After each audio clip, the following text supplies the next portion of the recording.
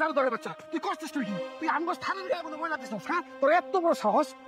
কি ব্যাপার তুই গায়ে হাত দিলি কেন তোর এত বড় শ্বাস কে দিয়েছে স্যার দেখেন না স্যার এই সামান্য ঝাড়ু ধরে স্যার আমরা শরীরের ভিতরে স্যার কি ময়লা দিছে এই চুপ একটা কথা বলবি না ময়লা আমার গায়ে দিয়েছে সেটা বলবো আমি তুই বলানকে তুই আগে ভাত পর মারলি কেন স্যার আপনি এটা কেমন কথা কইতেছেন স্যার ঝাড়ু ধরে আপনার শরীরে ময়লা দিছে স্যার আমি কিছু করবো না স্যার আমি এই অফিসের স্টাফ স্যার বিয়াদব কোথাকার আমি এই অফিসের স্টাফ ও ঝাড়ুদার আর তুমি তুমি কি লাট সাহেবের বাচ্চা তাই তুইও তো আমার সিকিউরিটি স্যার এই দুইটা শ্বাস ঝাড়ু ধরে স্যার ওর জন্য আমার গাল বাড়তেছে স্যার ওরা হাত দুটো বাড়ি স্যার দাঁড়া তুই আবার কি করছিস ওকে জানিস স্যার কে শোন তাহলে দেখো মা মুখ বুঝে মেলা কিছু সহ্য করছি আমি আর করুম না এর আগে আমার সরকারি চাকরিটা দেওয়া পারাইলো টাকার জন্য এই চাকরিটা আমি পাইলাম না আবার তোমার কইলাম যে কিছু টাকা ধরেন ব্যবসা করি সেইটাও তুমি দিলে না আরে আমার ব্যবসা করা নিয়ে যেটুক জায়গা রাখছিলাম মনে করছে জায়গাটা বেছে মেয়েটার বিয়া দেবো আর তুমি এই জায়গা কি করবা বন্ধক ছিয়া টাকা এনে দিলাম তোমার ব্যবসা করার লিগে তুমি তো ব্যবসা না উঠিয়ে দিছাও আবার ব্যবসা করার লিগে টেয়া চাও আমার কাছে 4 পয়সা দেওয়া নয় তুই জান থেকে হ্যাঁ তুমি তোমার মেয়ে বিয়ে নিয়ে থাকো টাকা ছাড়া তোমার বাইক চাইবো হ্যাঁ ব্যবসার মধ্যে লাভ লস আছে তুমি টাকা দিবার পারবে না এক খোলা বাড়ি থেকে বাইরে যাবো আর আমার কথা তুমি মনে করবা না কয়ে দিলাম আচ্ছা যা তুই যা তোর কর যা তোর কথা আমি মনে করব না ভাইজান ভাইজান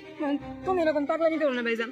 ভাইজান তুমি যদি বাড়ি থেকে চলে যাও তাহলে আমগো কি হবে ভাইজান কও তুমি বাড়িতে কোনো জায়গায় যায় না ভাইজান ভাইজান আমার একটা কথা রাখো ভাইজান ভাইজান আমার তো আমি কিচ্ছু রাখবো না আমি চাকরির জন্য কোনো টাকা চাই তাও পাবো না ব্যবসা করে ভাই টাকাও দেবো না এরকম বাপ আমার লাগবো না আমি চাই তুমি আমার কথা মনে রাখবা না মনে করবা তোমার কোনো হয়ে গেছে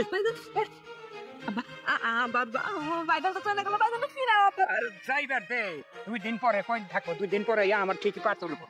বাবা তুমি তো জানো ভাইজান অনেক রাত ভাইজান বাড়িতে চলে গেছে আর আইবো না আপা যাও ভাইজান নিয়ে আসো আরে আনো না করে কান্দাকাটি করিস না আমার হাতে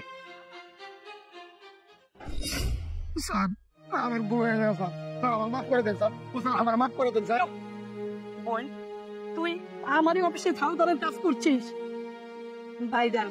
তুমি চলে আসার পরে বাবা স্ট্রোক করে কষ্টে বোন আপা স্ট্রোক করছে সংসারে নাই মাসে অভাব অনটন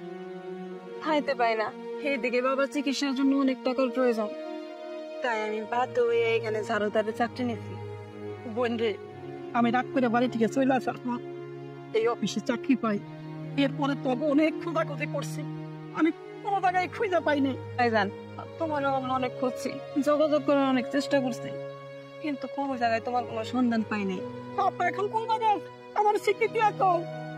বাবা ওই পাশের ওই বসতে ওই দিকে আছে ভাইজান